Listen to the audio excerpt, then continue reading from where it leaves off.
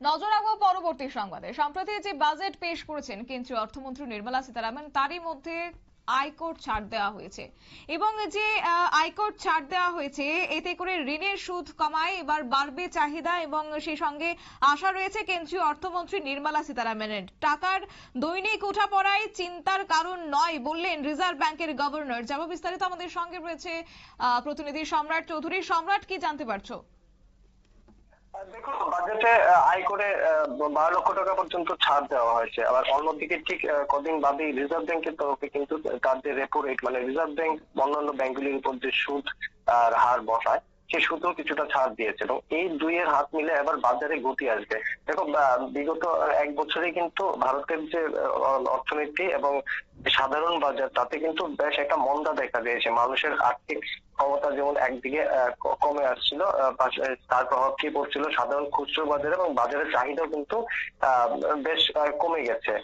দ্রব্যমূল্য বৃদ্ধি এর সঙ্গে একটা কারণ রয়েছে, ডলারের মূল্য বৃদ্ধি এর সঙ্গে একটা কারণ রয়েছে। সব মিলিয়ে বাজারের যে পরিস্থিতি, তা কিন্তু বাজেটের আগে দেশের যে অর্থমন্ত্রী নির্মলা সীতারামনকে কিন্তু যথেষ্ট ভাবিয়ে তুলেছিলেন। তাই মধ্যবিত্তের যে আয় রয়েছে তা যাতে আরেকটু সাশ্রয় হতে পারে, সেই দিকে লক্ষ্য রেখে কিন্তু আয় করে ছাড় দেওয়া হয়। এবং পাশাপাশি দেশের কেন্দ্র সরকার বা রিজার্ভ ব্যাংকের সিদ্ধান্ত যাই বলো, রিজার্ভ ব্যাংকের তরফে কিন্তু ব্যাংকে ঋণ কমানো, যে ব্যাংকের যে ঋণ, দুঃখিত, ব্যাংকের যে সুদ রয়েছে তাতে রেপো রেটে কিছুটা ছাড় দেওয়া হয়েছে। এই দুই মিলে আগামী দিনে ভারতের যে খুচরো অর্থনীতি আছে বা স্বাভাবিক অর্থনীতি, সেটা কিছু চাঙ্গা হবে বলে কিন্তু ধারণা করা হচ্ছে। ইতিমধ্যে রিজার্ভ ব্যাংকের যে গভর্নর রয়েছেন, তিনি এই বিষয়ে আশা প্রকাশ করেছেন। সঞ্জয় মালহোত্রা, তিনি আশা প্রকাশ করেছেন যে আগামী এই বাজেট পেশ করার ঠিক 6 মাসের মধ্যে বাজার চাঙ্গা হতে যাচ্ছে। তার বক্তব্য বেশ কিছু শিল্পপতির সঙ্গে তিনি কথা বলেছেন এবং যারা জানিয়েছেন যে আগামী এপ্রিল এবং থেকে জুনের যে ভোগ্যপণ্যের যে বরাত, সেই বরাদ ইতিমধ্যে আসতে শুরু করেছে। মানে যে বাজারের যে সুদের হার কমিয়ে এবং আয়করে ছাড় দিয়ে যে পার্থক্য একটা বাজারে প্রভাব ফেলার চেষ্টা করা হচ্ছিল, তাতে সব ইতিমধ্যেই তার ফলাফল আসতে শুরু করেছে।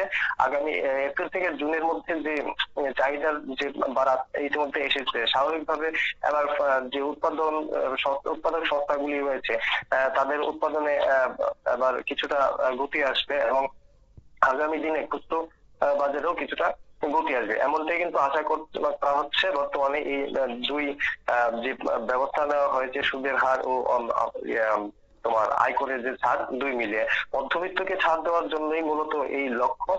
ইতিমধ্যে বিভিন্ন কারণে, একদিকে যেমন ডলারের দাম বৃদ্ধি পাচ্ছিল, তাছাড়া পেট্রোপণ্যের দাম বৃদ্ধি পাচ্ছিল, সব মিলিয়ে দেশের অর্থনীতির যে প্রভাব, তাতে কিন্তু মধ্যবিত্তের উপর চাপ দিন দিন বেড়েই চলছিল। অন্যদিকে ডলারের যে মূল্য, তা নিয়ে দিন দিন যেভাবে ডলারের মূল্য বাড়ছে, তা নিয়ে কিন্তু ব্যাংক কর্তৃপক্ষরা, এমনকি ভারতের যে শীর্ষ ব্যাংক রয়েছে রিজার্ভ ব্যাংক অফ ইন্ডিয়া, তারা বিশেষ চিন্তিত। তাদের বক্তব্য হচ্ছে ডলারের মূল্য বৃদ্ধির সঙ্গে আর্থিক প্রবৃত্তির তেমন একটা যোগাযোগ নেই। বাজার দর মেনে ডলারের মূল্য তার মূল্য নির্ধারণ করবে।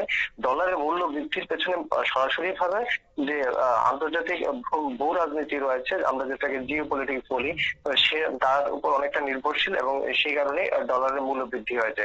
আর তাছাড়া আন্তর্জাতিক ক্ষেত্রে দেখো, গাজা প্যালেস্টাইন বা রাশিয়া ইউক্রেনের যে যুদ্ধ, সেটাও কিন্তু অনেকটা প্রভাব বিস্তার করে এই ডলারের মূল্য নির্ধারণের ক্ষেত্রে। আন্তর্জাতিক যে দেশ, যে বিশ্ব রয়েছে, বিশ্বে এই ধরনের দুইটি জায়গায় বিগত কয়েক বছর ধরে টানা এই ধরনের গৃহশান্তি বা যুদ্ধ, তাতে কিন্তু ডলারের মূল্যে প্রভাব পড়ে, সেটা একটা যেমন ঘটনা। পাশাপাশি ভারতে ডলারের মূল্য বৃদ্ধির পিছনে ভারতের নিজস্ব যে আর্থিক প্রবৃদ্ধি, সেটাও কিন্তু অনেকটা নির্ভর করে। শতাব্দী। ধন্যবাদ সম্রাট। অর্থাৎ এই যে বাজেট পেশ করা হয়েছে, তা মধ্যবিত্তকে মাথায় রেখে বাজেট পেশ করেছেন, এমনটাও কিন্তু কার্যত কেন্দ্রীয় অর্থমন্ত্রী নির্মলা সীতারামনের তিনি তুলে ধরেছিলেন। এবং এই নিয়ে এবার আশা রয়েছে যে আয়কর এবং ঋণের সুদ কমানো এবার চাহিদা বাড়তে পারে। পাশাপাশি টাকার দৈনিক যে উঠাপড়া, যে একটা যুদ্ধের পরিস্থিতির কারণে টাকার যে একটা দাম কমে গেছে, সেই নিয়ে এবার কার্যত ভাবনা চিন্তার কোনো কারণ নেই, যে কথায় আজকে বলছে রিজার্ভ ব্যাংকের গভর্নর। নিয়ে নিচ্ছে ছোট্ট একটি বিজ্ঞাপন বিরতির সঙ্গে থাকুন।